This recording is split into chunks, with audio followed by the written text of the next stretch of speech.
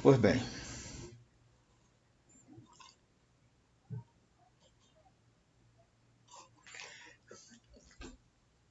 dando sequência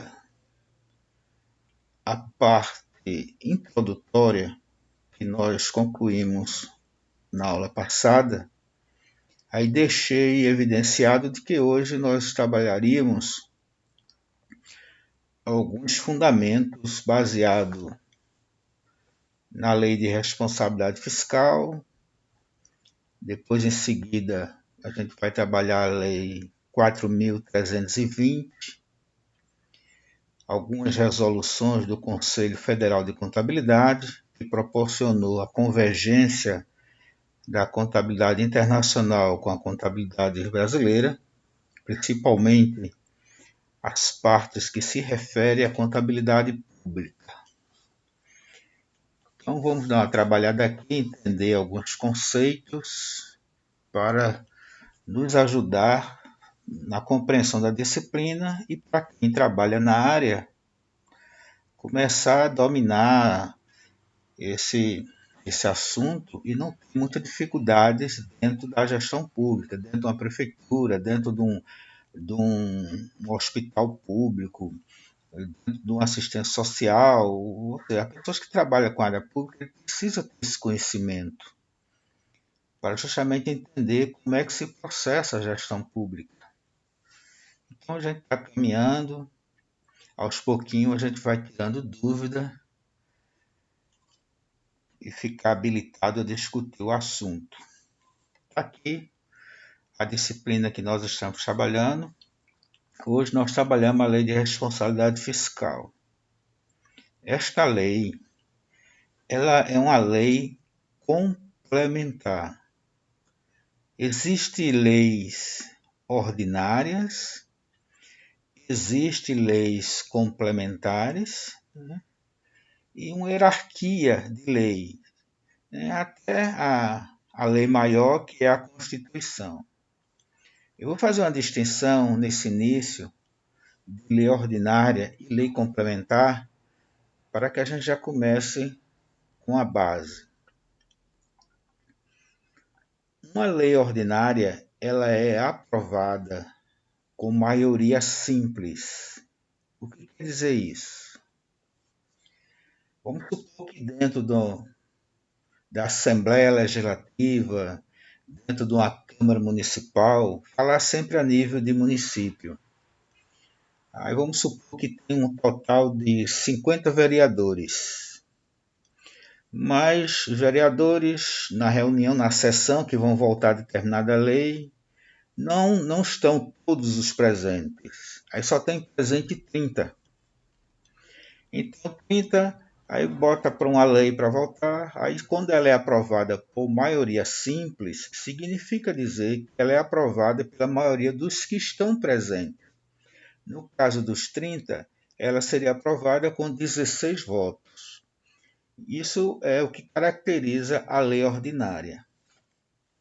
A lei complementar, não. Ela é aprovada por maioria absoluta. O que quer dizer isso?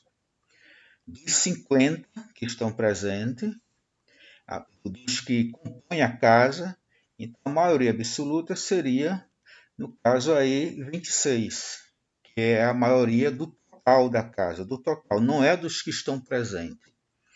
Dos que estão presentes, a maioria é maioria simples. Do total da casa, de todos os vereadores, falando mais uma vez, lembrando, a nível de Câmara Municipal, então é a maioria do total. Aprova as leis complementares. E as leis complementares é do que ela vai complementar alguma lacuna da Constituição. A Constituição faz uma previsão, e aí surge uma lei e vai complementar aquela previsão na lei, né? É justamente, e as leis complementares são leis que tratam de finanças, né? A parte de tributárias, a parte de orçamento. Isso é feito por leis complementares. Então, essa primeira distinção, lei ordinária e lei complementar. A lei complementar vai tratar desses assuntos específicos, né? E a lei de responsabilidade fiscal, ela é uma lei complementar. ela vem tratar de finanças públicas. Nós temos uma outra lei que trata também de finanças públicas, que é a 4.320, que é de 64. Então, surge a Lei de Responsabilidade Fiscal em 2000. Então, ambas tratam de finanças públicas, a Lei de Responsabilidade Fiscal, com um detalhe a mais, justamente a responsabilidade na gestão fiscal. A gestão fiscal nós já conhecemos que é aquela que vai tratar de receita e despesa, vai trabalhar de recursos públicos. Então, essa é a parte do fisco. Esses atos, esse trabalho com a questão financeira, precisa de responsabilidade, precisa de transparência, precisa que seja planejado. Então, o planejamento, a responsabilidade, a transparência são três pilares fundamentais dessa lei de responsabilidade fiscal. Ela surgiu num momento que o Brasil estava com um problema muito sério de dívidas. Então, a lei surgiu trazendo limites de gastos, limite de empréstimo, limitação de empenhos. Então, ela veio tentar botar ordem na casa. Né? Então, a importância dessa lei para as finanças brasileiras. Então, a partir de hoje, a gente começa a entender um pouco dessa lei. Né? Essa lei que nós conhecida como LRF. Na verdade, é uma lei complementar. Né? Pois bem, vamos ver as partes preliminares da lei para entendermos como cidadão. O capítulo 1 da lei, eu vou resumir esse capítulo nesta aula de hoje, para a gente entender o que é essa lei que a gente vai enriquecer o nosso conhecimento como cidadão. Então, estou aqui, disposições preliminares, aquilo inicial, aquilo que a gente precisa saber. Observa aqui, essa parte está em azul, eu vou ler o parágrafo e a gente vai interpretar, mastigar, para que quando eu sair desse slide a gente tenha compreendido 100% do que está nele. Ele começa dizendo assim o artigo 1º da lei. Ele faz o parágrafo 1º, responsabilidade na gestão fiscal. Eu sou responsável com a gestão fiscal, estou gerindo. Estou gerindo o quê? Recursos públicos. Arrecadando dinheiro, receita e despendendo esse dinheiro em despesa pública. Então a lei pressupõe que você seja responsável com essa gestão, responsável com o dinheiro público, porque isso não é seu, é dinheiro público, pertence à sociedade, você administra. Portanto, você tem que ser responsável. Aí a lei já diz: responsabilidade na gestão pública, fiscal, presunção de ação planejada, né? Tudo que você vai fazer para gastar o recurso público, você precisa de um planejamento. E a gente já viu que existe 3 peças de planejamento que ela junta, nós chamamos de orçamento público, que é o PPA, a LDO e a LOA. Portanto, os gastos ele tem que ser planejados, né? E eles são evidenciados nessas 3 peças orçamentárias.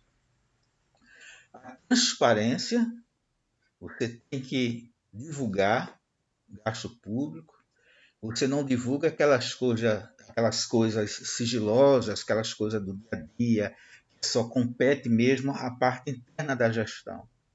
Mas aquilo que se refere a ações que você está fazendo para a sociedade, o dinheiro que você arrecadou, que você recebeu como transferência, o que você vai gastar, a obra que você pretende, isso tem que ser divulgado. Portanto, tem que ser de forma transparente. Tá? A gente tem que ir de forma transparente fazer isso. Então, isso já viu, né? Que é uma lei para a responsabilidade na gestão fiscal de forma transparente, em que se previne riscos e corrige desvios capazes de afetar o equilíbrio das contas públicas. Olha o quê? Você vai o quê? Prevenir riscos. Prevenir e fazer ações de maneira acertada muito abalizada, muito estudada, para não desperdiçar dinheiro público em coisas inúteis, coisas que não traz como benefício o bem-estar social.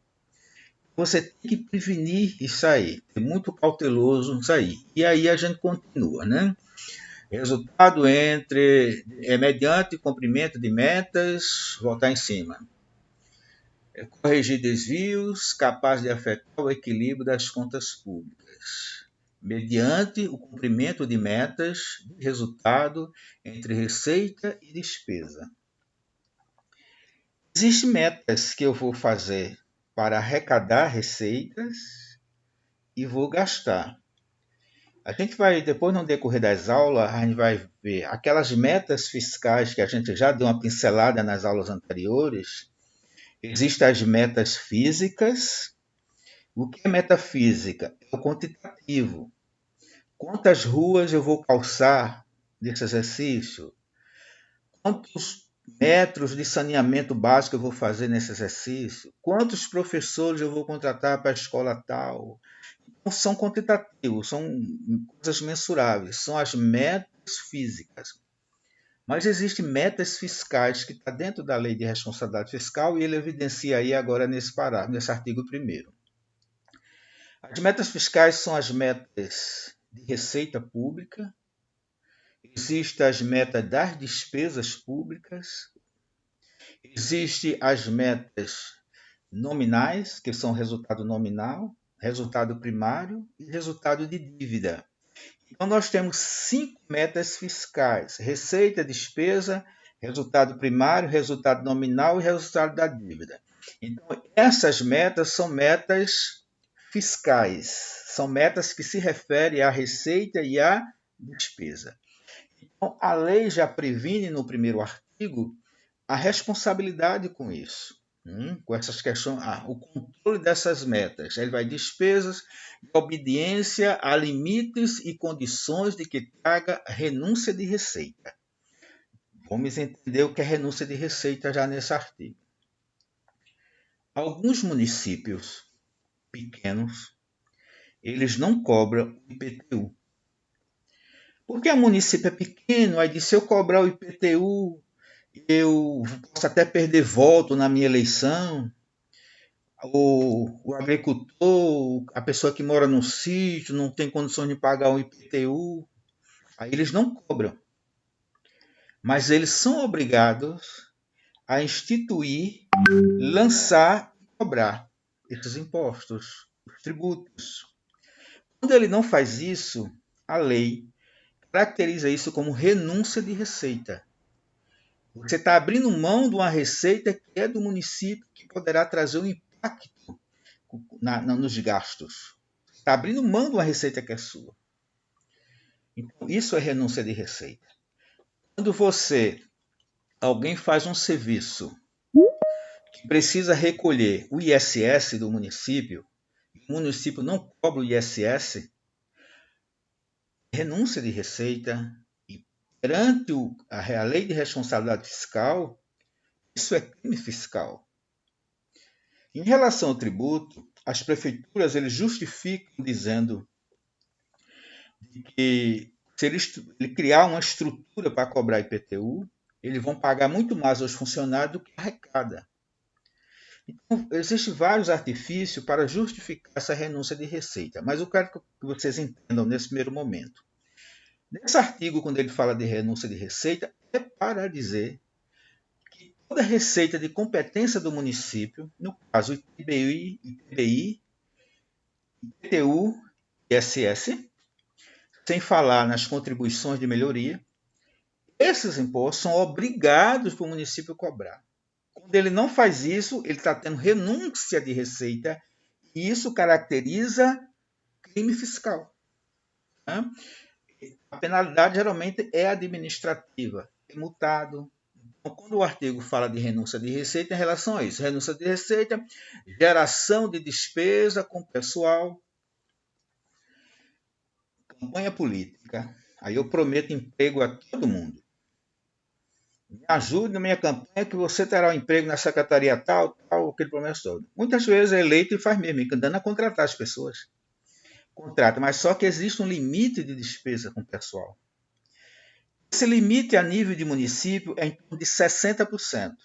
Da seguinte forma: 6 é para o legislativo, um limite de 6% com base na receita, nas receitas tributárias, na receita corrente líquida, 6% para o município e 54% para o executivo. Né? 6 para o legislativo e 54% para o executivo.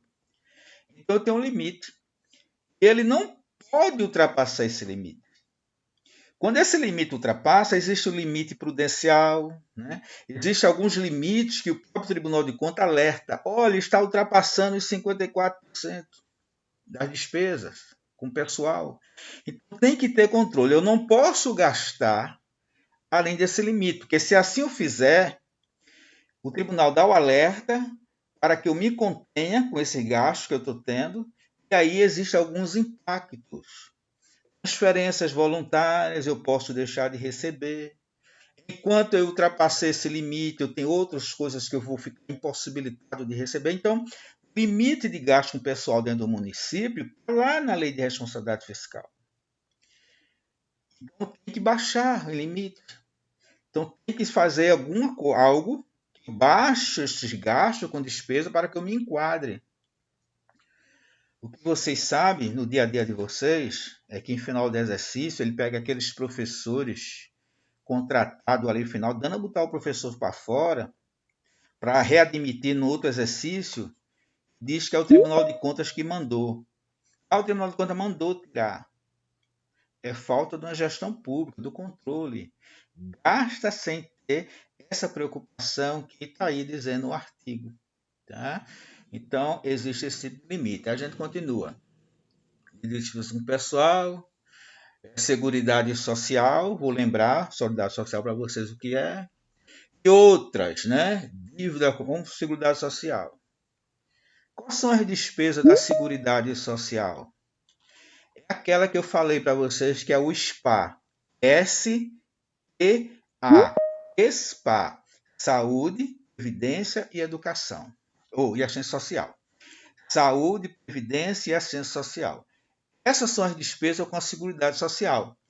Tem que existir controle. Tem que ter controle com gastos na saúde, tem que ter controle com os gastos das previdências pessoais das pessoas e tem que ter controle com a assistência social. Então, quando ele fala aí da Seguridade Social e outras, ele está pedindo que você tenha responsabilidade por isso. E a dívida consolidada. O que é uma dívida consolidada? Na Lei 4.320, você vai ouvir falar de dívida fundada. Na lei de responsabilidade fiscal, você vai ouvir falar em lei consolidada, em dívida consolidada. São as mesmas coisas com a mesma nomenclatura. Precisa saber o que é. Quando você está estudando a contabilidade privada, a contabilidade é regida pela Lei 6404 de 76, aí você vira os professores dizer que existe dívida de curto prazo e dívida de longo prazo. As de curto prazo vão para o passivo circulante. E as de longo prazo vão para o passivo não circulante.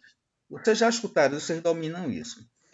Bem, as dívidas de curto prazo na contabilidade pública é chamado de dívida flutuante. E as de longo prazo é chamado de dívida fundada ou consolidada.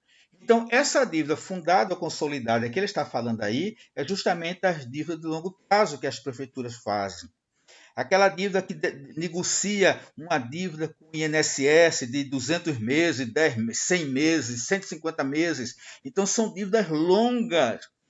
Essas dívidas são consideradas dívidas consolidadas ou dívida fundada. Resumindo, são elas as dívidas de longo prazo. As de curto prazo é chamada de dívida flutuante. Vem outro demonstrativo. Quando a lei, o artigo da lei está dizendo aí, você tem que ter responsabilidade com a ação fiscal, tem que estar atento a esse tipo de dívida. Não contrair dívida, fazer negociação, vai fazer dívida com 5, 6 anos e deixar essa dívida para o antecessor, o sucessor. Então, o próprio artigo da lei já deixa você ciente que você tem que ter responsabilidade com esse tipo de dívida consolidada. Conseguiu, a dívida imobiliária. Dívida imobiliária. Imobiliária são títulos. Você lançar título no mercado, investir com compra de títulos. Então, a imobiliária significa títulos.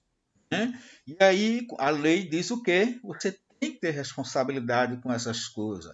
Operações de crédito, dar empréstimo nos bancos, né? Essa operação de crédito você tem que ser responsável por isso, inclusive por antecipação de receita orçamentária, a conhecida UARO. Vou explicar a vocês, tá? O que vem a ser uma receita, uma antecipação de receita orçamentária, conhecida como ARO. ARO. O que danado é isso? Vamos supor que o município recebe o FPM, que é o Fundo de Participação do Município, 2 vezes no mês, dia 10 e dia 20. Dia 10 e dia 20 esse dinheiro entra nos cofres públicos. Toda semana, da terça para a quarta, entra a quarta parte do ICMS. Todo o ICMS que é arrecadado no município, que pertence ao Estado, ele manda, toda terça para a quarta, ele manda 25% para o município. Tá? Então, ele manda esse recurso lá. Então, esses recursos você recebe de transferência constitucionais. Bem, o banco controla isso para você. Mas vamos supor que você tem uma dívida hoje. Você tem uma dívida hoje, vamos supor hoje, dia 27, você tem uma dívida. Você só vai receber esse dinheiro no dia 10 do próximo mês. Se você não pagar hoje, você vai pagar juros e correções. Aí você chega para o banco e diz, olha, vai entrar aí na minha conta um repasse no dia 10. Me antecipe isso aí para eu pagar uma dívida hoje, porque você me antecipando, eu vou pagar a você um juro menor. Se eu não pagar essa dívida hoje, dia 27, só deixar para pagar no dia 10, o juro vai lá para cima. Então, me antecipe. Então, observe, o que é antecipação de receita orçamentária? É eu pedir o agente financeiro, a instituição financeira, me antecipe um valor que é meu, que eu estou precisando, mas que só vou receber legalmente daqui a 10, 20, 30 dias. Ele me antecipa. Por quê? Ele me antecipando, eu vou pagar um juro menor. Eu tenho que levar em consideração se o juro é menor. Se eu não pagar, eu vou pagar juros altíssimos se eu atrasar 10, 20 dias. Isso chama-se antecipação de receita orçamentária. Isto é um ato discricionário. O que é um ato discricionário? Do gestor. O prefeito que faz isso. Não precisa pedir autorização ao legislativo. Quando ele precisa de pedir autorização, geralmente é uma coisa vinculada, está dentro do orçamento, mas esse ato é discricionário, é o mérito administrativo. Ele faz a hora que ele quiser fazer. Né? Não sabe se o banco vai conseguir, se vai permitir isso. Isso é outros 500. Mas esse é um ato. Então, o que é isso? Isso é antecipação de receita orçamentária. O que é que a lei de responsabilidade fiscal está dizendo?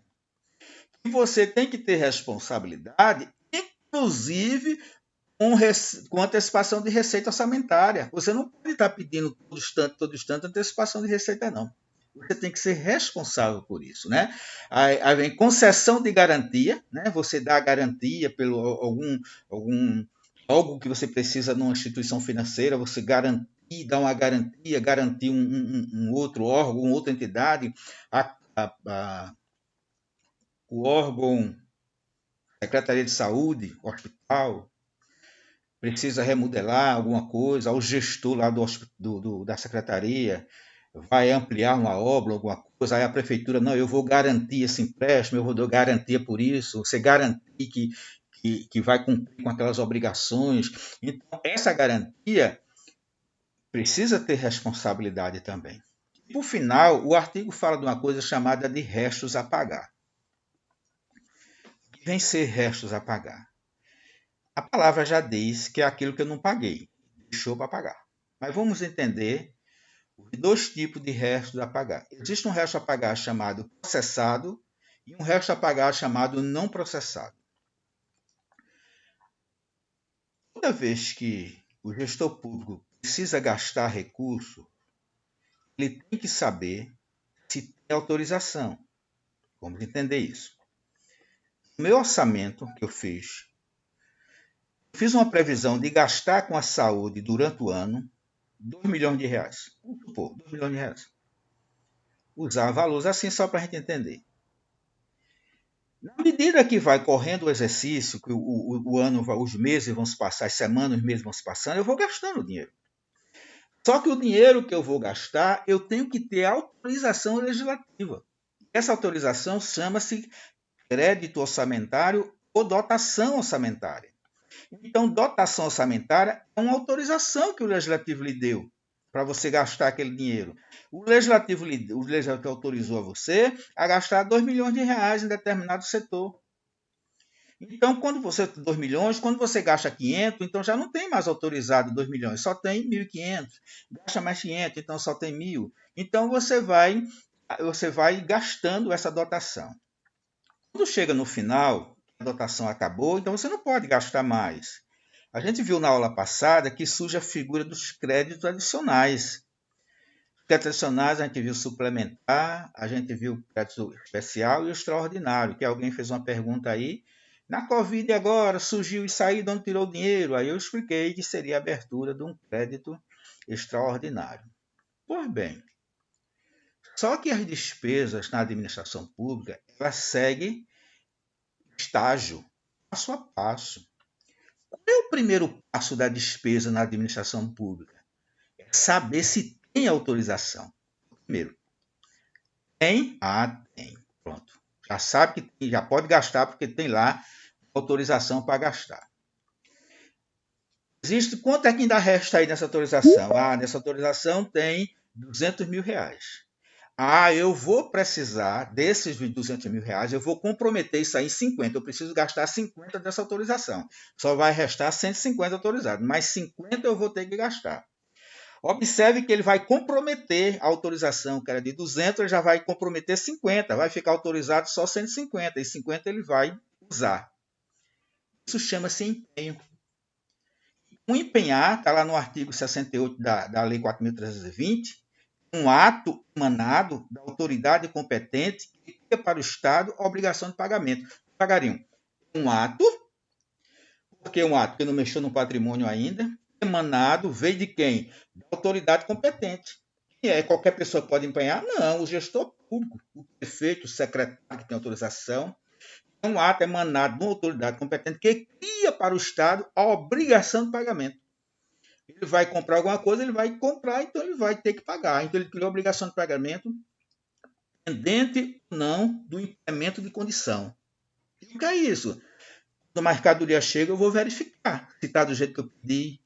Se foi uma obra que eu mandei fazer, eu vou verificar se está do jeito que eu solicitei, se está no contrato. Vou verificar, vou fiscalizar. Este ato chama-se liquidação. Então, observe, eu preciso de uma autorização, se tem dotação, o que é autorização. Eu comprometo essa autorização, chama empenho.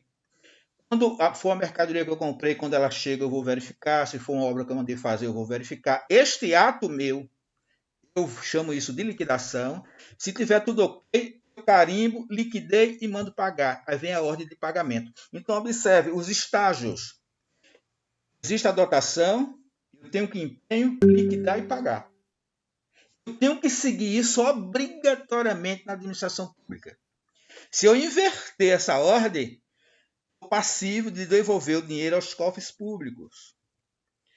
A despesa tem um estágio. Mas vamos supor que eu empenhei, comprometi aquela dotação lá em dezembro para receber uma entrega de medicamento. O fornecedor liga e diz, olha, tivemos um problema, porém nós garantimos que só podemos entregar esse medicamento no dia 10 de janeiro. E eu já empenhei. Aí eu concordo. Mas quando chega no final do ano, a contabilidade vai fechar o balanço. A contabilidade vai fechar o balanço, aí vem a dúvida. Aquele empenho, eu vou considerar despesa desse exercício que eu estou fechando, ou eu não vou considerar, se eu vou considerar despesa no outro?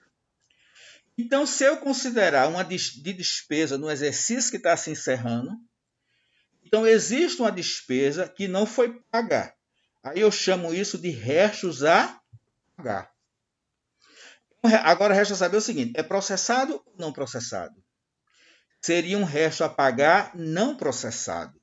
Por quê? Porque eu não recebi o produto, eu considerei despesa, e esse ato meu maquiou meu balanço, estou considerando uma despesa de um exercício que não existiu, estou considerando uma despesa por confiar no fornecedor. Aí eu fechei o balanço e contei como despesa, mas na verdade ela não existiu. Então, se não existiu, por quê? Porque eu não recebi o bem, o serviço não foi prestado, mas eu considerei despesa. Então, mas como eu não paguei ainda, eu chamo isso de resto a pagar não processado. Mas vamos supor que o cabo entregou a mercadoria. O cabo entregou lá em dezembro, dia 28, 29 de dezembro, o cabo entregou a mercadoria. Mas a prefeitura não pagou. Eu vou fechar o balanço, vou considerar essa despesa, mas não paguei. Mas mais mercadoria eu recebi. Aí eu vou chamar resto a pagar, não ter pago, mas por eu ter recebido a mercadoria, eu vou chamar agora de resto a pagar processado. Então, o resto a pagar, ele não é processado quando eu considero que houve despesa, mas não recebi nada. E aí ele é não processado, mas se eu recebi, considerei despesa e não paguei, vou pagar no outro ano, é um resto a pagar processado. É isso que a lei está dizendo. A gente tem que ter controle com restos a pagar, seja ele processado ou não processado. O que é que vocês vêem no dia a dia de vocês? Quando o cara está no final de mandato, aí você prestou um serviço para a prefeitura, entregou mercadoria para a prefeitura empenhou, aí fez o empenho, aquela coisa toda, não lhe pagou, e o cara saiu da prefeitura. E você não recebeu. Aí ele deixa para o sucessor dele meio mundo de restos a pagar. Então, o que é resto a pagar? São despesa que o gestor anterior não pagou e deixou a bomba para você. Proibido? Não. A lei de responsabilidade não proíbe. Desde que você deixe fundo de caixa. O que é o fundo de caixa? O dinheiro para você pagar. Então, vocês vão ouvir muito quando estiver trabalhando em prefeitura, e final de mandato é proibido deixar resto a pagar. Não. É proibido não deixar o recurso para pagar. Então, isso é resto a pagar, e justamente o que isso aí vem dizendo no capítulo, artigo 1º da Lei de Responsabilidade Fiscal. Tá? Isso aí a gente entender. Aí depois embaixo a gente resume, né? Resume o que a gente falou lá em cima ali, para ver se a gente entendeu. Aí seria perguntas que a gente faria aos alunos, né, presencialmente, né, para ver se o aluno prestou atenção, se entendeu, se está discutir sobre o assunto. Então vem aqui. No primeiro aí, estabelece norma de finanças públicas, voltada para a responsabilidade na gestão fiscal. Aí eu pergunto, qual é a utilidade da lei de responsabilidade fiscal? Para que ela serve? Qual o objetivo da lei? Aí você responde, estabelecer normas de finanças públicas. Norma de quê? Receitas e despesas públicas. Vai estar norma, regulamentos. Ela é o primeiro objetivo dessa lei. Ela foi criada para trazer normas de finanças públicas voltada para a responsabilidade na gestão fiscal. E para você ser responsável, você viu todos esses pontos que nós trabalhamos aí em cima. Vamos lá para o outro lado. Tem ação planejada. Significa dizer o quê? Que toda ação na administração pública tem que ter planejamento. Um administrativista chamado Eli Lopes Meireles deixou num dos livros dele de administração a frase que diz assim: na administração pública, na administração privada, você faz tudo que a lei não proíbe. Qualquer empresa privada que você for, ela faz tudo, desde que a lei não proíba. Na administração pública é o contrário. Você só faz o que a lei determina. Se a lei não disser como você tem que fazer, você não fizer, tá troncho. Sofrer consequências. Por isso a lei quando diz ação planejada, né? Então a lei você vai se planejar de acordo com a legislação, de acordo com os planejamentos orçamentários, aquelas 3 peças lá. E a ação tem que ser transparente. Fazer audiência pública, botar outdoor na porta nas entradas do município, dizendo o dinheiro que você arrecadou. Existe o portal da transparência, que muitas vezes não é nem alimentado pelo gestor público. Você vai lá, pega um relatório resumido lá, às vezes nem tem. Tá? Então tem que ter essa transparência. A gente continua mais embaixo. Prevenção de risco capaz de afetar o equilíbrio das contas públicas. Você tem que prevenir risco. Você não pode ser inconsequente com os recursos públicos. Você tem que ter essa previsão. E aí, o outro lado vem correção de desvio capaz de afetar o equilíbrio das contas públicas. Houve desvio, houve perdas, houve qualquer coisa, você tem que prevenir isso. Tem que estar sempre precavido para essas coisas. Aí aqui mais embaixo tem cumprimento de metas, a gente já viu que tem as metas físicas, né? E as metas fiscais, cumprimento de meta de resultado entre receitas e despesa, e a obediência a limites e condições no que tange a que limite renúncia de receita. Já entenderam que renúncia de receita é quando a receita que é minha competência e eu não recebo. Renúncia, poderei ser penalizado. Geração de despesa com pessoal, eu tenho que ter que limite de geração de despesa com pessoal, né? Da Seguridade Social, que a gente viu que é saúde, previdência e ação social, todo esse tipo de despesa que surgir. Dívidas consolidadas, vocês já viram que dívida consolidada é só aquelas dívidas de longo prazo, eu tenho que ter cuidado com isso. As dívidas imobiliárias são os títulos, né? Títulos que eu compro, que eu tenho que ter cuidado em relação a isso. Operações de crédito são empréstimos que eu faço em instituições financeiras, tipo de empréstimo, eu tenho que ter cuidado. Inclusive por antecipação de receita orçamentária, aquela que eu vou receber em tal dia, mas eu antecipo, eu tenho controle em relação a isso. E concessão de garantia e inscrição em restos a pagar. Isso é o primeiro artigo da Lei de Responsabilidade Fiscal. Faz tudo isso para o gestor público, cara, domine um negócio desse. Vocês que trabalham em prefeitura, domine um negócio desse aí, cara. Porque quem trabalha sabe que, infelizmente, ainda existe uma carência técnica dentro dos municípios, dentro da gestão pública. A carência é muito grande. Então, vocês que já trabalham no município, leia, estude isso, pesquise. A internet está cheia dessas informações. Vão lá, estude, seja o cara que ajuda a gerir o seu município através de suas orientações, tá? Então, a gente trabalhamos aí esse primeiro slide. Tá? Aí eu agora dou uma pausa e pergunto: alguém tem algum questionamento? Alguém tem dúvida? Entenderam? Eu posso repetir alguma coisa? Por favor, façam isso aí para que a gente continue. Assim, professor, eu cheguei atrasado, mas eu não vou pedir para o senhor repetir, não, porque seria muito pertinente da minha parte. Tomar parte da aula e pedir para o senhor repetir. Eu vou rever essa primeira parte. Eu peguei o final da explicação, foi muito boa, realmente encaixa as coisas que eu vejo diariamente lá na prefeitura. E se nenhum se pronunciar, você pode dar seguimento. Olha, Luiz Anderson, poderia sim explicar sem problema nenhum. Apesar de estar gravando, assim que termina, eu já mando o link para vocês do vídeo que eu coloco no YouTube. Lá. Agora, isso aí, isso que nós estamos trabalhando aqui, você vê isso dentro do município. Você vê a carência de conhecimento das pessoas dentro do município. Esta área pública na contabilidade é uma área riquíssima, riquíssima. Você poderá ser um consultor, você poderá ser um assessor lá dentro da prefeitura, mostrando como é que faz as coisas, ou simplesmente consultor. Você está no seu escritório, na sua casa, o prefeito liga. Eu estou com dúvida com isso, como é que eu faço, pai? E o seu conhecimento vai lhe proporcionar, ajudar a gestão pública. Você vai ser muito bem remunerado em relação a isso. E vai ser um conhecedor, um conhecimento que ninguém vai tirar isso de você.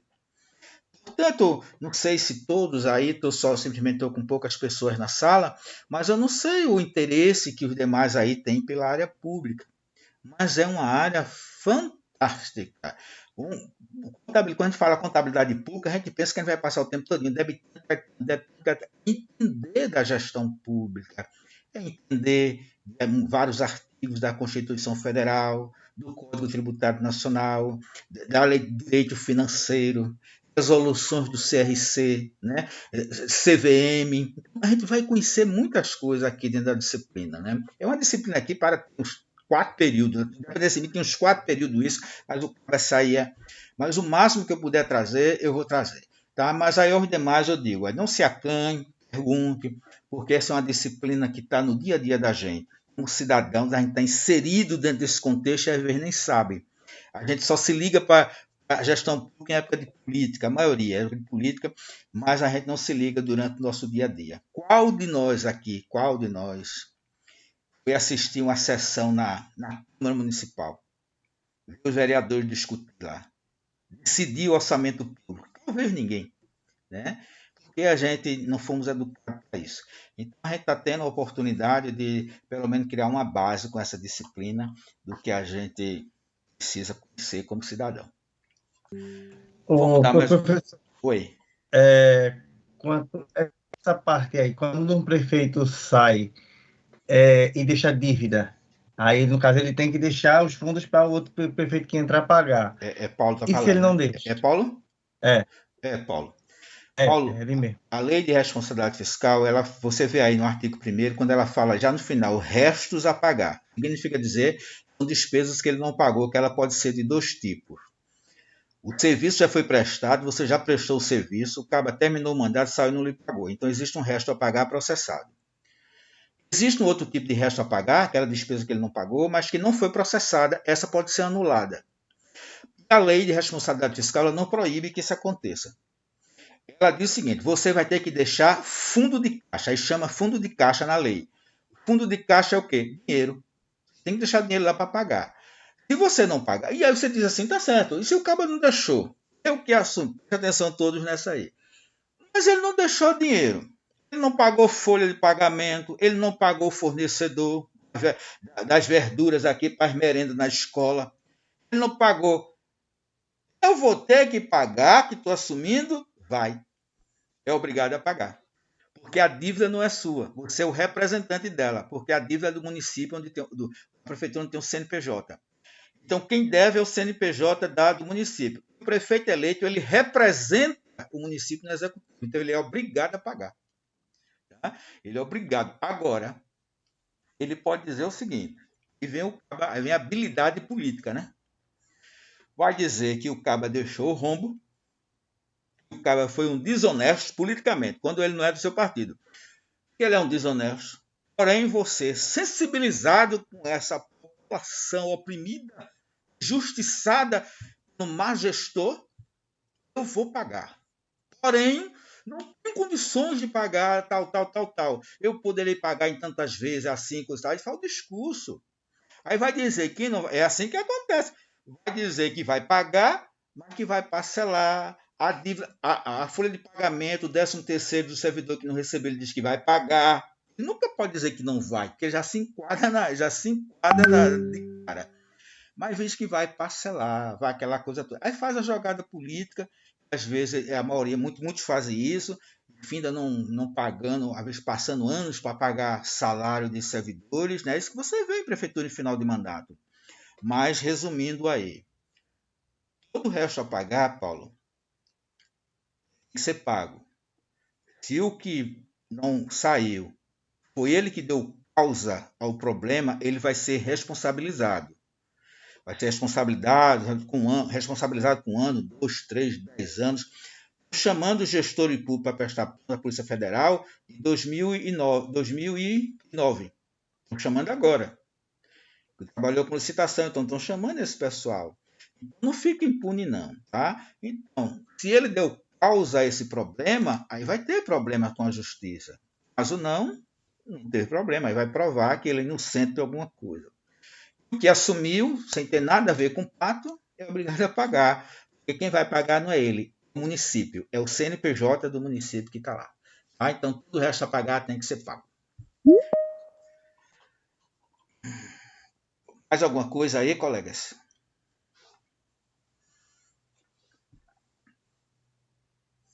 Posso continuar, né? Próximo passo. Obrigado. Então, vê só. Tá dando para entender, professor. Só que eu acho que muitas dessas coisas poderiam ser evitadas, né? Olha, foi Jackson que falou, né? Jacques, meu amigo, deixa eu dizer uma coisa a tu, Jacques. Uma coisa, Jacques, que a gente não consegue controlar. É a índole do homem. A índole do ser humano. Todos nós estamos num estágio evolutivo. Somos diferentes, né? Talvez você seja, em algum ponto, você é muito mais evoluído do que eu, do que seu colega de lado. O colega de lado é mais evoluído que você. Então, a gente não tem controle, porque nós estamos aqui para nos evoluir, né? Moralmente, culturalmente, humanamente, né? Ou seja, a evolução espiritual que a gente vai falar. Agora, a gente não tem controle sobre isso. Eu já trabalhei com o prefeito, ele dizia assim, a eleição, ele disse assim, eu quero ser o melhor prefeito do Brasil. Depois que ele entrou, ele viu a facilidade do dinheiro, gente corrupta que tinha lá, mas se corrompeu, começou a fazer besteira, né? Fraco, não viu muito dinheiro, coisa, e achou que não iria, a justiça não iria descobrir, porque é controlado, de um centavo que a prefeitura recebe, isso está controlado, está registrado. Então, ó, corroborando com o que você falou, a índole do cara, é a índole do gestor, do secretariado que ele botou. Então não consegue, porque, olha, colegas, teria condições, pelos valores, por menor que seja o município, de existir uma boa gestão em pró da coletividade, porque recursos públicos vêm para isso. Tanto na área da educação, um dinheiro do Fundeb, né, um repasse da educação, do PENAI, né? Então, vem recursos para isso. Basta gerir, gerir com responsabilidade. Se eu não posso gastar com isso, então eu não vou fazer. Não posso comprar isso, porque eu não tenho dinheiro suficiente.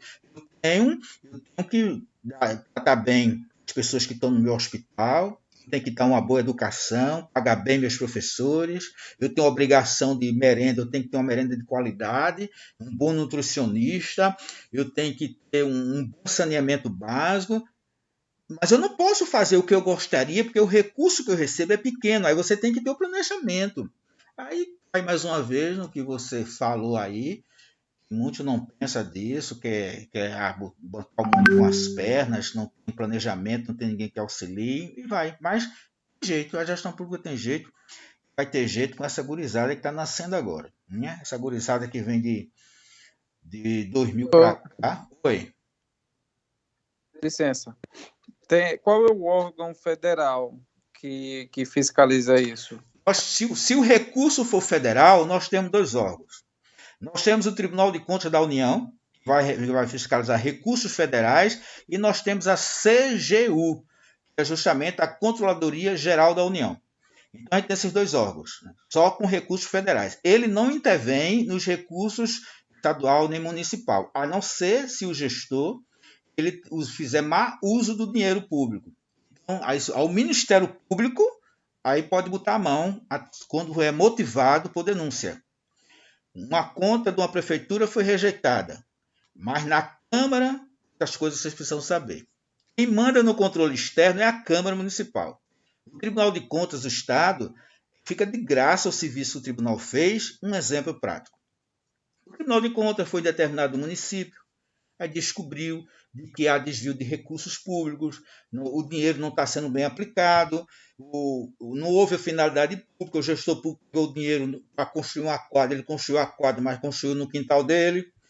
O Tribunal de Contas consegue detectar isso, aí faz um relatório, chama-se relatório preliminar, não é conclusivo, porque o tribunal não tem competência para fazer relatório conclusivo, porque ele não tem poder de polícia.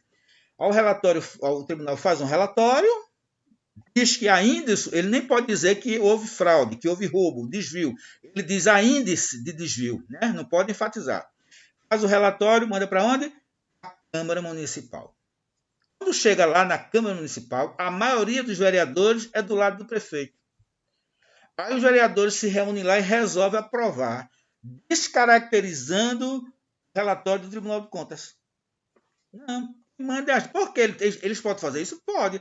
Porque quem é o titular do controle externo é o Legislativo, é a Câmara. Ao Tribunal de Contas fica de graça. Porém, cabe a qualquer cidadão, você, eu, seu mãe, seu pai, sua irmã, qualquer um que está aqui na sala, fazer uma denúncia ao Ministério Público. Aí o Ministério Público pega este relatório do tribunal e entra com ação contra o gestor. Aí pode. Então, a nível de Estado, de município, aí nós temos o Ministério Público. Agora, se a verba for federal, aí você vai ter o Tribunal de Contas da União para identificar isso e a Controladoria Geral da União para punir. Aí o cara vai para a cadeia mesmo.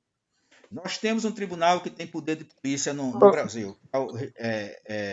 Acho que é Rio Grande do Sul. Diga, pergunte. Licença de novo. Por que é que o governo federal não pode estar de dentro disso direto, fiscalizando com, digamos, aí, um órgão federal de contabilidade especificamente para fiscalizar todo o recurso, seja estadual, municipal? Separação dos poderes. Não pode haver intervenção. A intervenção tem que ser motivada, através de denúncia, entrada no Ministério Público para poder o federal bater em cima. Por isso que eles já entram direto quando a verba é federal. Aí ele já pode direto. Um recurso que ele fez para o Fundeb, já é federal. Um recurso para a saúde, através de um convênio, isso é federal. Aí ele vem direto. O demais não, porque aí estaria dando intervenção à esfera federal, nesse regime democrático que nós temos de separação de poderes, né? Aí, tudo isso aí caracterizava um ato inconstitucional. Significa dizer o quê? Tem muita coisa para melhorar, não tem não, bacana? Nessa legislação, é por isso, aí não pode. Um livro. Eu acho que isso já... Desculpa atrapalhar o senhor. Eu acho que isso já é uma barreira criada para que eles possam roubar tranquilo, né? Não, eu não vou dizer isso porque eu estou gravando isso aqui, eu vou botar isso aqui no YouTube, eu não posso fazer uma afirmação dessa não, né? A gente tem as nossas interpretações. O que a gente pode dizer no momento é o seguinte, a brecha, a gente sabe que no Brasil tem brecha, né? Muita gente que vai botar a mão no ombro de outras pessoas e por aí vai, né? A gente vê isso aí. Talvez a gente enxergue isso na visão de leigo que nós somos, talvez a gente não entende uma essência dessas coisas, mas o que a gente se depara no dia a dia é isso que a gente vê no Brasil. Teve outra coisa que... Continue. Teve outra coisa que o senhor falou aí há pouco, que era sobre o mandato. Que às vezes o pessoal toca nesse assunto e eu digo, né? Porque quantos mandatos um prefeito pode pagar? São 2, né? Ele é eleito 4 anos, podendo ser reeleito por mais 4, né? Isso, são 2 mandatos. Aí pronto, aí às vezes um prefeito, ele, como o senhor disse aí, dependendo da índole dele, ele paga o primeiro, na segunda se reeleger. Aí no segundo ele vai roubar. Porque aí se ele pudesse se reeleger novamente, fosse um prefeito bom que está ajudando o povo, está ajudando a sua cidade, ele pudesse se reeleger lá quantas vezes ele quisesse. Se ele está prestando um bom serviço, ele iria atrapalhar em nada ele se reeleger novamente, né? Isso é uma das variáveis que nós podemos analisar. Essa visão que você está perfeito, desde que as pessoas aceitem esse cidadão. Observe. Jackson, você estava falando, né? Isso. Observe, Jackson. Você às vezes escuta alguém dizer assim: em terra de cego, quem tem um olho é rei. Isso é relativo. Isso não é verdadeiro. Porque o cabra só seria rei, Jackson, se os outros cegos quisessem enxergar também. Porque se os outros não quiserem enxergar, sabe o que é que vão dizer? Esse nojento está enxergando merda nenhuma, isso que ele está dizendo não existe nada, porque não quer enxergar. Agora, a partir do momento que as pessoas que estão lá querem enxergar, vai acreditar no que ele está dizendo.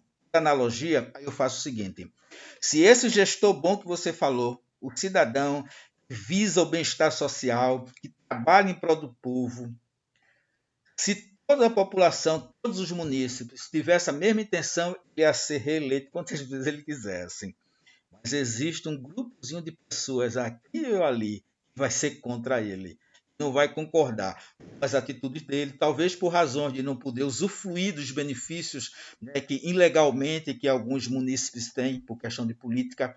Então, ou seja, meu amigo Jackson, eu não vou dizer Brasil, é a sociedade que nós estamos inserida que busca benefícios próprios. Que eu não estou sendo beneficiado, eu vou ser contra esse bacana. Então a gente não pode garantir que um prefeito dessa natureza ele seria reeleito, nem reelegia o seu sucessor. A gente não poderia afirmar de jeito nenhum, por causa da diversidade de mentalidade que nós temos em nossa sociedade, questões também que eu falei recentemente de evoluções, de visão de mundo. Né? Você sabe disso. Que levou a mão, Luiz. Fala, Luiz. Licença, professor. Essa questão que Jackson levantou, de que deveria manter, eu acho, assim, é minha opinião, eu acho que não. É necessário ter uma oposição, porque se tem uma oposição que luta em prol do município ou do estado que ele atua, só quem tem a ganhar é o município e o estado. Tem que ter essa oposição e tem que ter essa alternância de governo, sim. Mesmo que seja um melhor que o outro, mas que os dois tentem lutar. E a questão que eu levanto também é a questão do legislativo, se eu não me engano, do pessoal da Câmara Municipal e também lá em esfera nacional, deveria ter essa rotatividade também, que não pudesse permanecer lá para o resto da vida, feito a gente vê muitos parlamentares que desde sempre estão lá e são reelegíveis sempre. Era para ter uma alternância maior. Eu acredito que deveria o que há com os prefeitos, governadores e presidentes, que só podem ter 8 anos no máximo de gestão, deveria acontecer também com os parlamentares. Mas, meu amigo Luiz, a sociedade poderia fazer esse controle, independente de existir uma legislação. Existe, né? Alternância no poder, realmente é muito bom no regime democrático, no Estado democrático de direito, isso é fantástico. Mas se a nossa sociedade, a nossa população fosse mais esclarecida, não acontecia essa barbárie que a gente vê aí, não, cara, com esses políticos, não. Né? Observe uma coisa, Se a senhores. sociedade tivesse consciência, desculpa, professor, se a sociedade tivesse consciência, não existiria tantas leis para que você preservar a sua própria vida, como as leis de trânsito. Pois é. É bom senso, a questão só de bom senso. Mas a sociedade não é desse jeito. Então deveria ter essa limitação para não permanecer esses parasitas, porque é parasita. Eu vejo isso daí, essas pessoas que passam na. A galera que cria as leis. Os cabos que cria as leis lá no legislativo, cara. A nível federal, tudo bem, a gente ainda sabe que tem muita gente esclarecida tudo lá. A nível municipal, existe cabra sem analfabeto, cara. Existe cabra sem analfabeto. Poder criar lei, fiscalizar prefeito. Cabra, é uma questão que a gente precisa se evoluir muito para ter uma sociedade que nós desejamos daí. Quem estava com a mão aberta era Luiz, a Jackson de novo, era o Luiz, tem alguém que estava com a mão. Ô professor, Oi. O senhor falou que estava no semi-analfabeto aí. Eu acho que para esse pessoal deveria ser tudo concursado. Só entra o melhor, porque entra muita gente que não sabe, às vezes, fazer uma conta numa calculadora.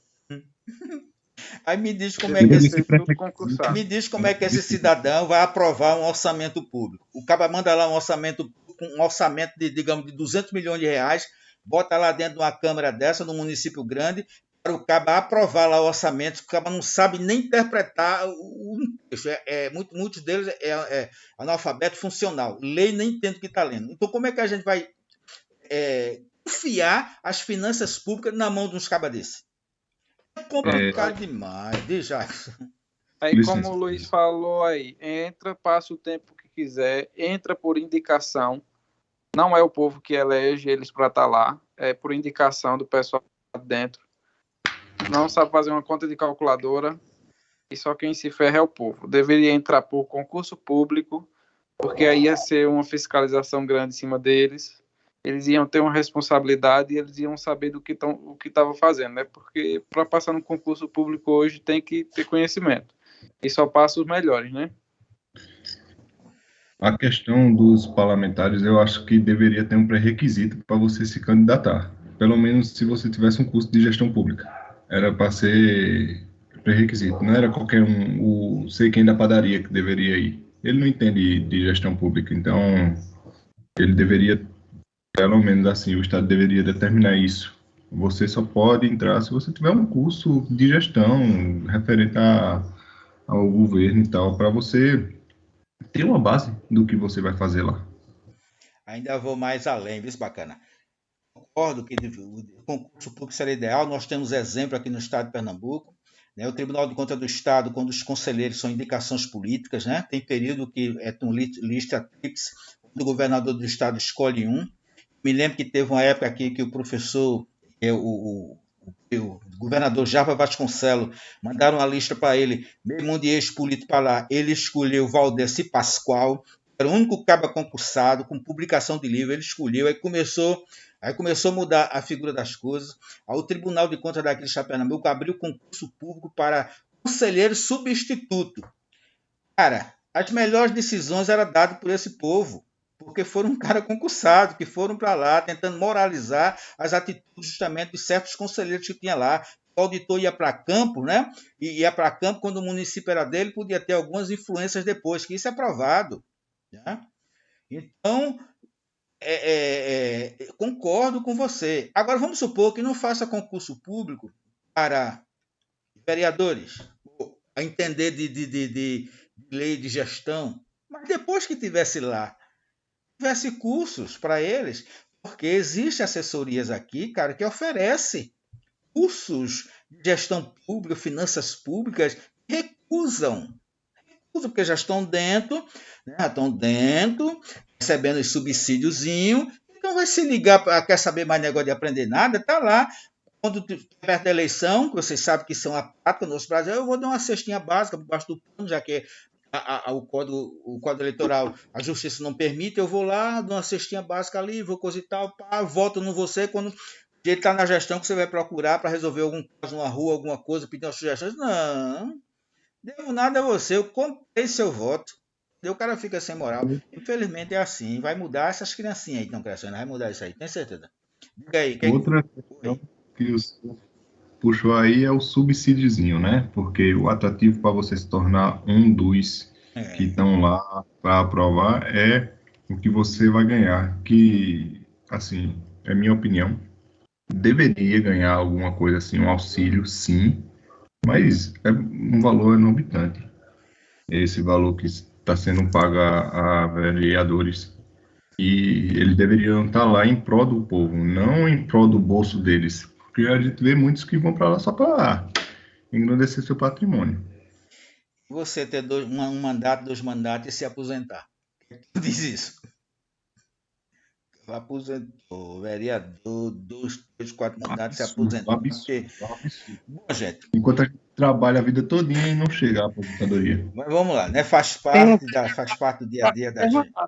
Faz parte do dia a dia da gente, essa disciplina proporciona isso, e vai ser muito bom essas discussões, né? Mesmo para quem não está participando, mas ficar escutando isso para a gente entender como é que a gente está. Aí agora a gente vê esse próximo slide. Diz assim, a disposição desta lei complementar abrange quem é que está obrigado a seguir esta lei. Né? Aí vem aí a União, né? Os estados, o Distrito Federal se caracteriza na mesma função, assim, mesmo status de estado, Distrito Federal, e os municípios. Todos esses 3 órgãos, tanto o legislativo, o executivo e o judiciário, ele tem que cumprir a lei. Essa lei, o campo de abrangência dela é grande, né? Então, olha aí, poder executivo, de quem? Dos 3 poderes, da União, Estado, município, né? Eles são obrigados. O poder legislativo, inclusive o Tribunal de Contas do Estado, é obrigado a cumprir a lei de responsabilidade fiscal. O poder judiciário e Ministério Público. Todos os órgãos são obrigados a cumprir a lei de responsabilidade fiscal. Tá? Todos os outros aí. Aí vem a administração direta, né, e a administração indireta também, os fundos, autarquias, fundações, deixa eu dar uma pincelada nisso aí, empresas estatais dependentes. Eu vou explicar isso para vocês, o que é uma empresa estatal dependente, que isso é um termo novo que surgiu com a lei de responsabilidade fiscal. Primeiro, a administração direta. O que é a administração direta? Existe um poder central, chamado poder executivo. O prefeito e o vereador, ele sozinho não consegue gerir um município. Ele precisa de alguém que apoie. Eles precisam dos secretários. Aí ele contrata por livre nomeação e livre exoneração, aqueles cargos comissionados. Aí ele consegue por secretário de saúde, de educação, de transporte, de turismo, por aí vai. Tem os órgãos onde esses cidadãos vão trabalhar. Digamos, eu tenho um poder central, que é a prefeitura. Ligado à prefeitura, eu tenho uma secretaria de saúde, eu tenho uma secretaria de educação, eu tenho uma secretaria de transporte, de turismo, ligada à prefeitura. Quem manda, o chefe, o poder central é quem manda em tudo. O CNPJ é da prefeitura. Esses órgãos, ele não tem CNPJ por ser órgão. Muitos têm CNPJ, no caso da saúde, para poder receber os dinheiros públicos. Quando se faz um repasse de um valor público, vai para onde? Vai para a Secretaria de Saúde. Aí eu preciso ter um CNPJ na Secretaria de Saúde para receber esse recurso para um controle da União. Mas o órgão mesmo ele não tem, portanto ele não é personalidade jurídica. Um órgão que tem personalidade jurídica é aquele que responde por direito e por obrigações. E uma Secretaria de Saúde não responde, estou estendendo a todas as secretarias, não responde por direito e obrigação. Responde ao município. Significa dizer que se a ambulância do hospital, acho que eu já comentei isso com vocês, derrubar o muro ou atropelar alguém, quem vai ser penalizado é a prefeitura, porque o órgão não responde. Ele está tudo ligado ao poder central. Então, todos esses órgãos ligados ao poder central, o conjunto de todos chama-se administração direta. Então, a administração direta são esses órgãos que não têm personalidade jurídica, mas são todos ligados ao poder central, no caso da prefeitura. Todos ligados. Então, esse círculo todo, que abrange toda a secretaria com a prefeitura, chama-se isso administração direta. Aí surge agora, aí vem a administração indireta. Como é a administração indireta? Direta eu já entendi, e a indireta? É quando a prefeitura ou algum desses órgãos vão criar uma outra instituição, vão dar vida a uma outra instituição para auxiliar no trabalho. Digamos, a Secretaria de Finanças, que é um órgão sem personalidade, ligada à prefeitura. Vamos falar nível prefeitura e vamos, por analogia, levar para as outras duas esferas, Estado e União. A Secretaria de Finanças resolve criar que tem uma SEACA, criar um local para vender hortifruti granjeiro, vender para o povo aí cria uma SEACA. Ela vai dar vida a uma SEACA. Para quê? Para desenvolver uma atividade econômica. Essa vida que ela deu, para criar atividade econômica, essa sim tem que ter CNPJ. Como vai lidar com a atividade econômica? Então ela vai ser o quê? Uma empresa. Vai ser uma empresa que vai trazer o lucro, que poderá ser empresa pública ou sociedade de economia mista. A SEACA em Caruaru, quem mora em Caruaru sabe, ligada a uma Secretaria de Finanças, por sua vez é ligada à Prefeitura, e a SEACA desenvolve uma atividade econômica como qualquer um outro particular. Como o dinheiro dela é público, portanto, ela é uma empresa pública. Se o dinheiro dela fosse público e de particular, seria uma empresa mista, também fazendo parte da administração indireta. Mas todas as duas desenvolvendo atividade econômica. No caso do Banco do Brasil, misto, e no caso da Caixa Econômica Federal, que é pública. Por que é pública? Porque o dinheiro é todo público. O capital é todo dinheiro público. O Banco do Brasil, parte é pública e parte é privado. Então, o Banco do Brasil é uma empresa estatal, é mista, e a Caixa Econômica é pública. Mas todas as duas desenvolvem atividade econômica. Mas existe outra que eu posso criar que não vai desenvolver atividade econômica, vai desenvolver o setor cultural. No caso, Fundação de Cultura do Estado de Pernambuco, Fundação de Cultura de Caruaru, são criados pelo Poder Central, mas ela vai ter CNPJ própria, mas vai desenvolver uma atividade de cultura, música, dança, né? Essas coisas folclóricas aqui, Caruaru, quadrilha junina. Então, eu criei uma entidade para cuidar disso. Então, eu já tenho 3. Eu tenho empresa pública, setor econômico, empresa de economia mista, setor econômico. Aí eu tenho a fundação pública, trabalhar com cultura, e vem uma outra chamada autarquia. A autarquia ela vai desenvolver uma atividade do Estado simplesmente exclusiva do Estado. O exemplo melhor que a gente tem é quando a gente fala a nível da União, da Casa da Moeda. A Casa da Moeda foi criada exclusivamente para trabalhar para a União, serviço específico da União, portanto ela é uma autarquia. O INSS, para tratar de aposentadoria, portanto ela é uma autarquia, ela desenvolve serviço específico do Estado. Então eu posso criar essas 4 categorias, né?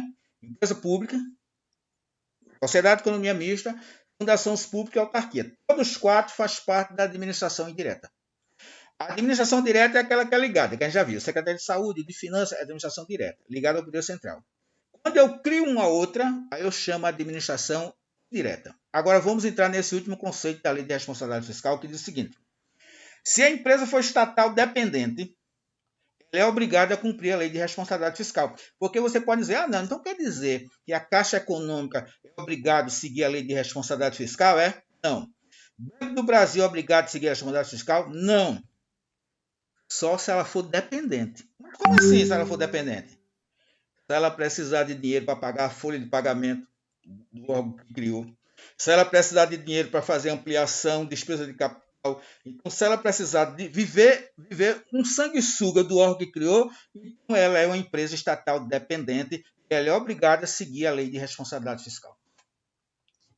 Gostaria que vocês perguntassem alguma coisa sobre isso para saber se entenderam.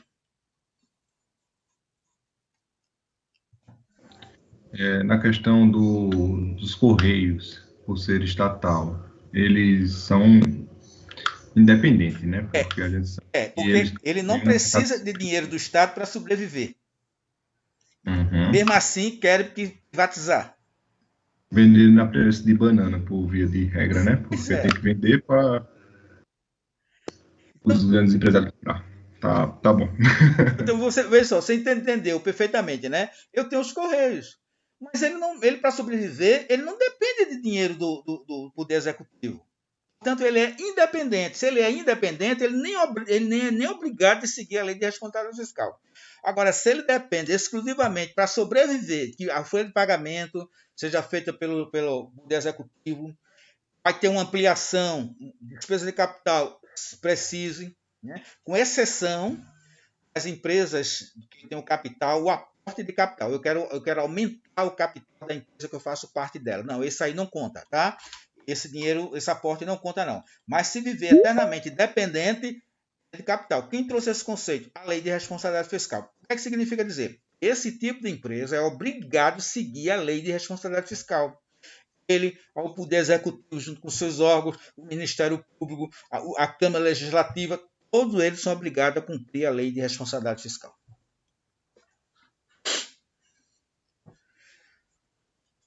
Mais alguma pergunta? Ligado ao Poder Legislativo, nós temos os tribunais, né? O Tribunal de Contas da União é ligado ao Legislativo. Aí nós temos os TCE, que são nos estados. Aí nós temos aí, o que já existe, existe. O que não existe mais. São os Tribunais de Contas do município. Aí nós temos aí o Tribunal de Contas do município de São Paulo e Rio de Janeiro.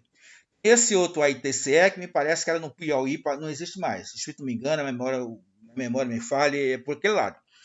Então não existe mais. Mas eu tenho Rio de Janeiro e São Paulo. São os 2 tribunais de contas municipais. Não pode se criar mais Tribunal de Contas Municipal. Não se cria. O que já existia, existe. Não existe mais. Aí quem responde pelos municípios? Os estaduais, os TCEs. Podemos passar para outro slide.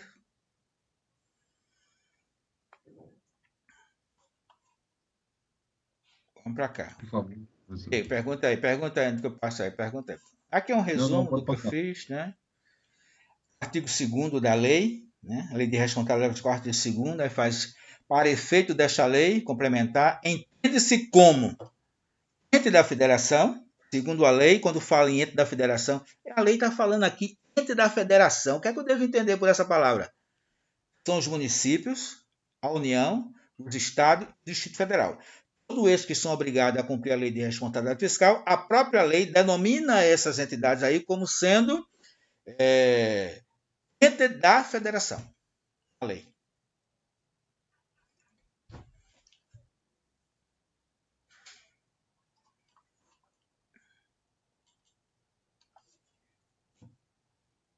Olha só, aí quando a gente explicou lá atrás, empresa estatal dependente, aí vocês lêem o slide agora e já mata, né? Nem precisa explicar mais. Ó.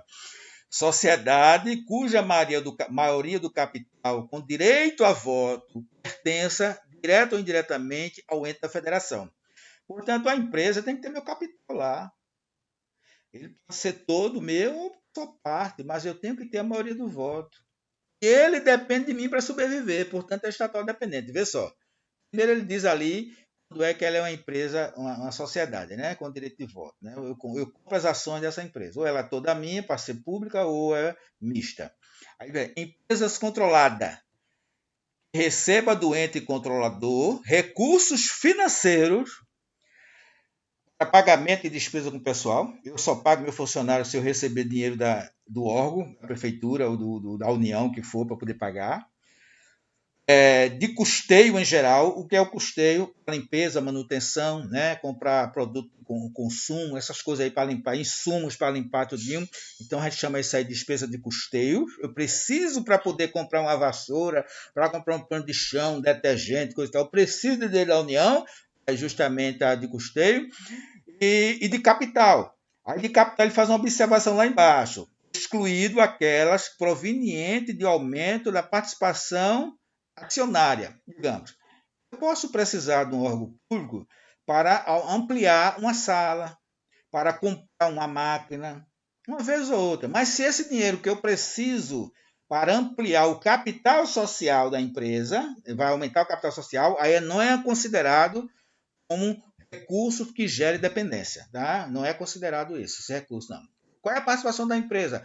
30 milhões. Vou aumentar para quanto? Para 40. Pronto, então aumentou o capital, isso não considera, tá? A não ser se aqueles valores que a empresa depende exclusivamente. O parasita depende da União. Então, essas são consideradas pela Lei de Responsabilidade Fiscal, empresa estatal dependente e obrigatoriamente tem que seguir tudo da Lei de Responsabilidade Fiscal. Mas não quer dizer, professor, que a Caixa Econômica não é dependente, então ela tem que seguir? Não. O Banco do Brasil, professor, tem dinheiro público. Mas ela vai seguir a lei de responsabilidade fiscal? Não. Por quê? Porque ela não depende do órgão público. No caso da Petrobras, professor, ele se aplica a isso? Não. Não entendi. A Petrobras, o sócio majoritário, né? O Brasil. É o Brasil, é o Brasil, certo? Mas ela sobrevive sozinha. Se aplicaria se ela dependesse, né, do pagamento, então ela seria dependente, mas ela não é. Muito bem, é verdade. Aí não sabe por quanto tempo, né? Aí o negócio. Ô, Negão, e a Previdência? Como? A Previdência? Digamos, o INSS. O INSS é uma autarquia. Isso. Né? Sobrevive por ele mesmo, ele não depende. Ela é uma autarquia porque ela faz um serviço exclusivo do Estado, tratar de aposentadoria. Tem aposentadoria privada, que é a concessão dada pelo Estado. Digamos, faculdades, né? Vocês sabem que quem é obrigação de dar educação à sociedade brasileira, né, é o Estado. É o Estado que dá. Agora, o Estado tem condições de atender todas essas pessoas, tem condições de atender todas essas crianças aí para o ensino médio fundamental. As faculdades não têm. O que é que eles fazem? Eles delegam. Eles permitem que o particular faça isso, numa condição.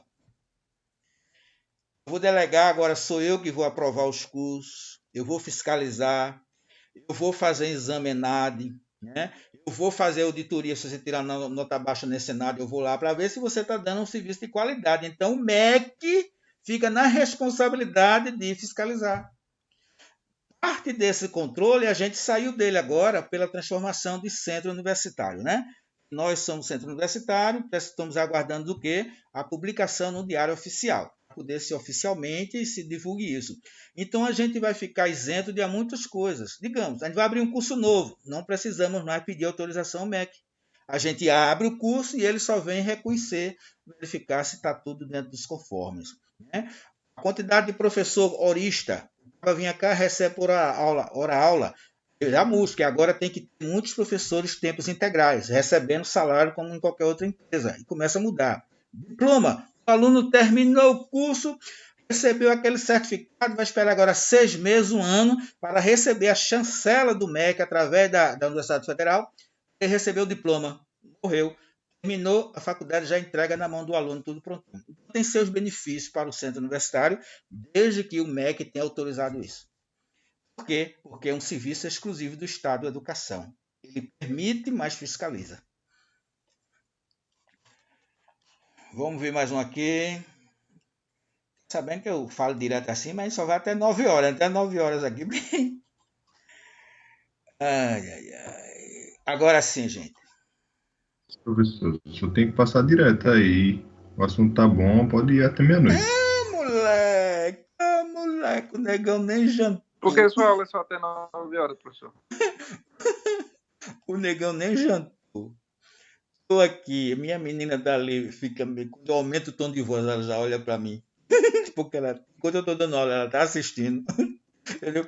Aí eu tiro direto assim, que o negão depois precisa comer. Agora, aqui o assunto é bom, não é porque eu estou dando, não, mas porque é o dia a dia. O dia a dia da gente, cara, a gente desconhece essas coisas, bicho. Aprender isso para quando entra numa faculdade. Olha que coisa absurda. Eu vivo dentro de política o tempo todo, mas eu só estou noção disso. Agora, porque eu estou dentro da faculdade. É uma coisa absurda, cara. Isso era para ter ensino no ensino médio fundamental, os alunos conhecer isso. Saber como é que se processa essas coisas. Mas vamos lá, né? Isso aí muito mais, né, professor? Pois é. Era para ter uma contabilidade lá dentro também, administração pública, direito. Isso público. Não é Colocasse uma interessante, linha mais lá para dentro, eles mas não é como vai fazer a interessante saída de ter lá? pessoas. Como é, Luiz? Para eles não é interessante ter a sociedade com esse conhecimento, porque a ignorância faz parte do que acontece. Se não tivesse pessoas tão ignorantes, esse governo não estaria. Assim, eu não falo do governo atual, mas dos anteriores também, o pessoal corrupto não estaria desse jeito, porque teria pessoas mais bem instruídas que iam criticar e cobrar mais deles. Vou complementar o que tu falou aí. Se já tivesse esse tipo de educação nas escolas, não ia ter tanta briga, porque a gente vê por aí, em vez da população se apoiar e ver o que é fiscalizar o governo atual, o que é que ele está fazendo de errado, e cobrar, aí fica os partidos, né? O pessoal é de direita, é de esquerda, aí fica brigando entre si para dizer que o outro está errado e tal e tal. Aí pronto, acaba que isso em nada ajuda o governo atual. Fica 4 anos metendo pau para vir a eleição e a mesma coisa, direto. Aí fica a população dividida, brigando sem resolver nada. Olha. E sem saber de nada também, porque não entende nada de nada. Esse sem saber de nada aí eu gostei, né? Porque parte aí. Você vê os partidários, políticos, a aglomeração lá, aquela galera brigando por um candidato, brigando por outro, isso, aquilo, outro. Aí se você chamasse em particular e perguntar o que é que ele está brigando, como a gente vê exemplo aí, o que é ser da direita, o que é ser da esquerda, o que é gerir, o que é isso. Os cabas não sabem, vai na motivação. Aquele Maria vai com as outras. É aquele que você diz assim, ó. Eu digo para você, olha, o azul é a melhor cor do mundo. Tem gente que vai aceitar isso. Vai sair dizendo que a azul é a melhor cor do mundo, sem questionar, sem ter conhecimento de causa. Por que você disse isso? Ninguém questiona isso, porque não estamos preparados para fazer esse tipo de questionamento. Não fomos educados para fazer esse tipo de questionamento. É como o colega aí falou, eu gestor de uma nação, do que for, quanto mais pessoa ignorante tem nela, melhor para mim. Porque eu vou dar pão e circo. Né? Quando tiver uma crise, eu dou um auxílio emergencial. Se tiver uma crise, eu dou aquilo outro lá. Quando estiver perto da eleição aqui, eu começo a aumentar isso, fazer isso, aquilo outro. A maioria vai achar isso bacana. Não, não, esse cara é o cara. Por quê? Não tem conhecimento de causa, não tem coisa. Aí nós estamos discutindo isso, porque nós somos acadêmicos e somos obrigados a discutir isso. As maiores falhas que nós temos, porque existe a minha verdade, existe a sua verdade, existe a verdade do outro, existe uma verdade maior que está acima de todos nós. Portanto, nós não somos donos da sabedoria, mas a gente tem que buscar caminhos de conhecimento para poder discutir o mínimo que nós possamos discutir, com conhecimento de causa. Não ser mais um ignorante, aí ser manipulado. Manipulado. Imagina, olha, imagina, a gente teve um exemplo ali com aquela greve do caminhoneiro. Isso não é exemplo que a gente teve a greve do caminhoneiro, porque acaba cheio de dinheiro, tá lá cheio de dinheiro, paga quando quiser, aí paga salário de miséria a você. Mas se você não trabalhar, ele se ferra, porque ele não vai botar a mão na massa. O exemplo que nós tivemos foi um caminhoneiro, cara, parou o Brasil. Porque quem é que valorizava o caminhoneiro? Agora a essência dele, parou o Brasil por uma cadeia.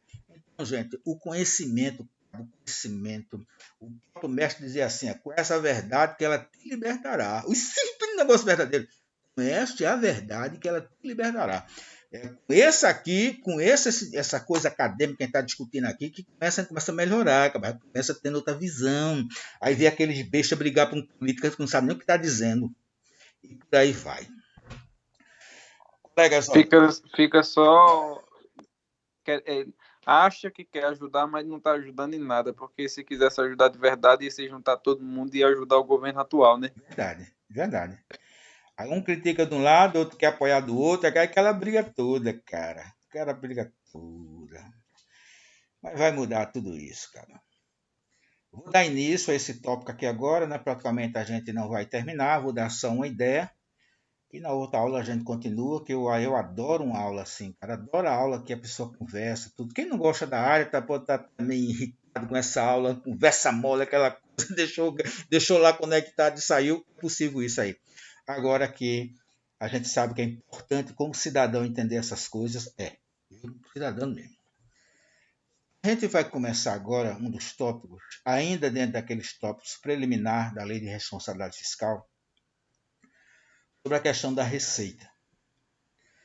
Nós temos duas categorias econômicas de receitas.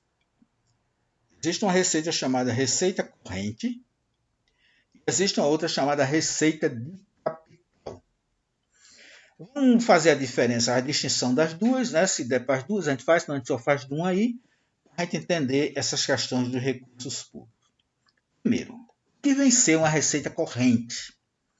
A palavra corrente já diz que é aquilo corriqueiro. Um rio, esse rio é corrente, por quê? Porque fica descendo água o tempo todo.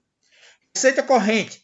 O tempo todo essa receita corrente está aparecendo dentro de um município. Né? Lembrei a vocês que eu sempre vou falar município, porque é a célula máter do Estado, então por analogia vocês veem os outros. Nós temos essa receita chamada corrente, já entenderam que é porque é corriqueira, ela está sempre presente no município. Todo dia entra a receita lá. Mas ela pode ser receita tributárias. Portanto, o Brasil ele não tem muitos impostos, ele tem muitos tributos. Tributos vão vários.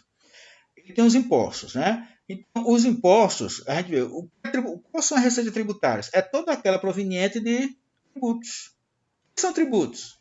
Impostos, taxa e contribuição de melhoria. Então, imposto, taxa e contribuição de melhoria, esses aí é o que caracteriza os tributos. Então, quando o município arrecada um IPTU, ele está tendo receita tributária. Quando o município arrecada uma taxa de feira, ele está tendo uma receita tributária. Quando ele arrecada uma contribuição de melhoria, que é aquela contribuição que você paga para melhorar a sua rua, valorizar a sua casa, né? Existe regulamento próprio para isso. Então, eu estou tendo receitas tributárias. Então, significa dizer que tributo é imposto, taxa e contribuição de melhoria. Esses três são tributos. Portanto, eu tenho várias taxas, eu tenho muitos impostos e tenho contribuição de melhoria. Tá? Então, quando junta tudo, aí o Brasil tem imposto demais. Falando de imposto, né, o artigo 3º do Código Tributário Nacional, ele define imposto dizendo assim: imposto é toda prestação pecuniária, compulsória, em moeda cujo valor nela possa se exprimir, cobrado mediante ato vinculado. Então, se a gente for definir essa definição de tributo, né, tributo é toda prestação pecuniária. Significa dizer que é toda prestação, tudo que você paga pecuna dinheiro. Toda prestação pecuniária é aquilo que você paga em dinheiro. Compulsória significa dizer que é obrigatório. Em moeda, no dinheiro nacional, porque você não pode pagar tributo com carro, com bens. Então tem que ser em moeda ou cujo valor nela possa se exprimir. Aí existe uma tal da moeda aí, alguns indicadores de moedas que tem aí que ela equivale ao valor, né? Então, essa definição de tributo cobrado com atividade plenamente vinculada. Então, você tem que ter uma razão para estar pagando tributo. A gente não vai definir tributo ainda, hein? A gente só vai estar entendendo que essa primeira receita aí tributária trata-se de 3 coisas: impostos, taxa e contribuição e melhoria. As taxas são vinculadas, os impostos não podem ser vinculados e a contribuição e melhoria é vinculada. Como assim, professor? Toda vez que você paga uma taxa para tirar um passaporte, você dá o dinheiro e vai receber o passaporte. Você pagou por aquilo. Portanto, há uma vinculação. Taxa de feira. Você paga o dinheiro para a taxa de feira, para pagar no chão, e você é beneficiado porque você está usando o chão. Então, tem uma contrapartida. Mas o imposto não. Não pode existir contrapartida de imposto.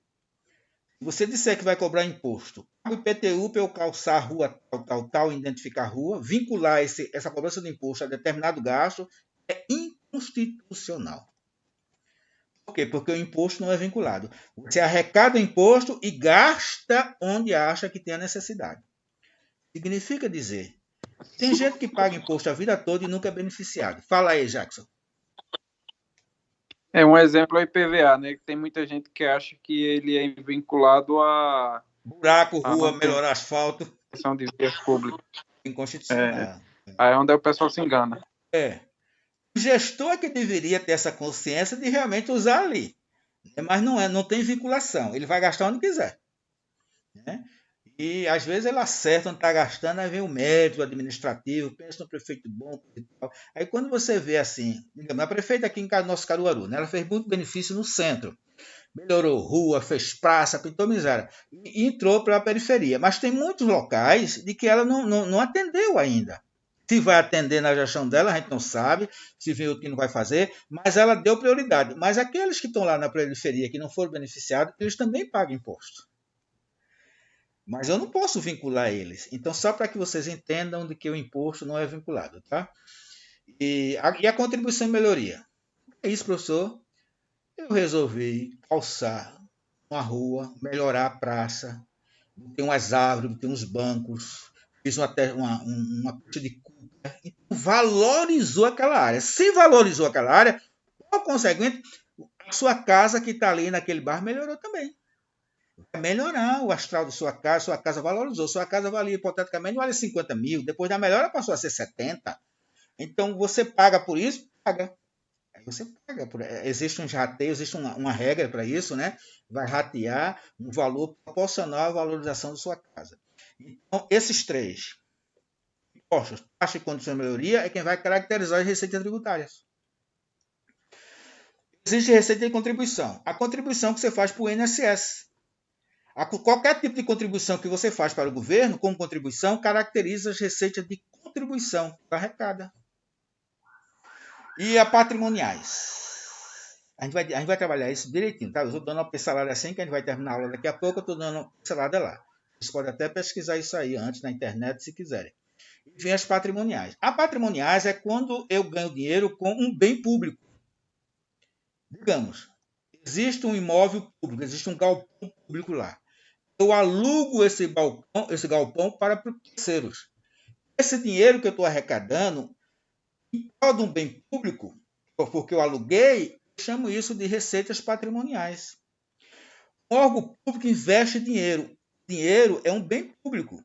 Moeda é um bem público, mas aí está correndo juro. Esse tipo de receita, além de ser uma receita financeira de juros, né, aí a gente vai caracterizar como uma receita patrimonial. O principal dela, uma receita patrimonial, porque está em cima de bens patrimoniais. Então, se eu considerar a moeda como bem, então esse valor é receita patrimonial. Receita industrial. Receita que tem indústria, olaria, fabrica tijolo. Receita tem indústria de alguma outra coisa.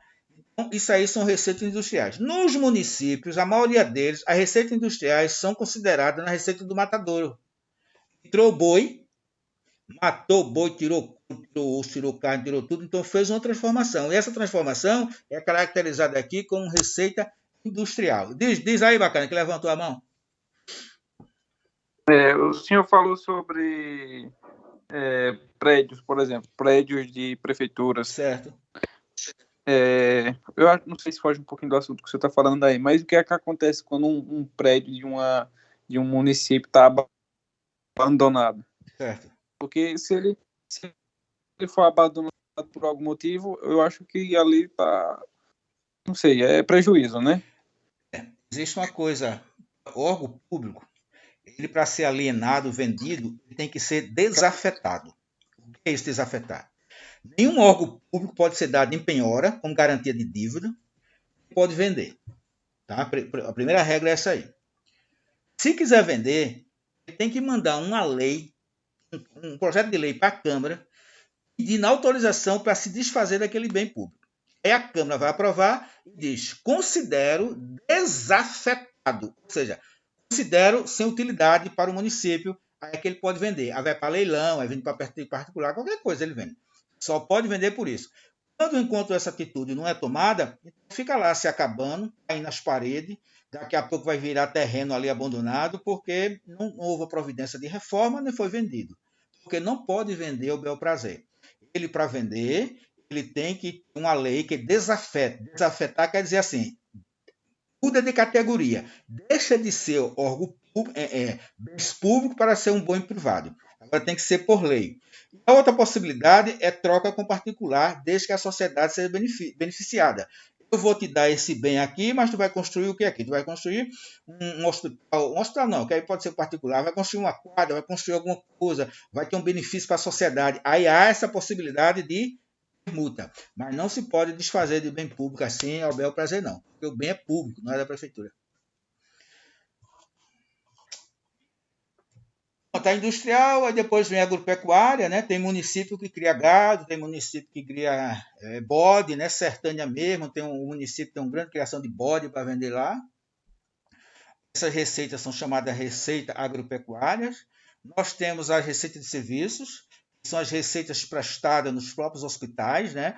Você recebe dinheiro do SUS, você quando aplica uma injeção, esparadrapo, você faz qualquer outro serviço aquele lá, alguém que foi ferido, o município recebe por isso, esse serviço não é de graça, o SUS vai pagar, portanto é uma receita de prestação de serviço. Né? Tem as transferências correntes, é quando outro órgão transfere dinheiro para você gastar com despesa corrente, quando a gente for falar de despesa vocês vão entender.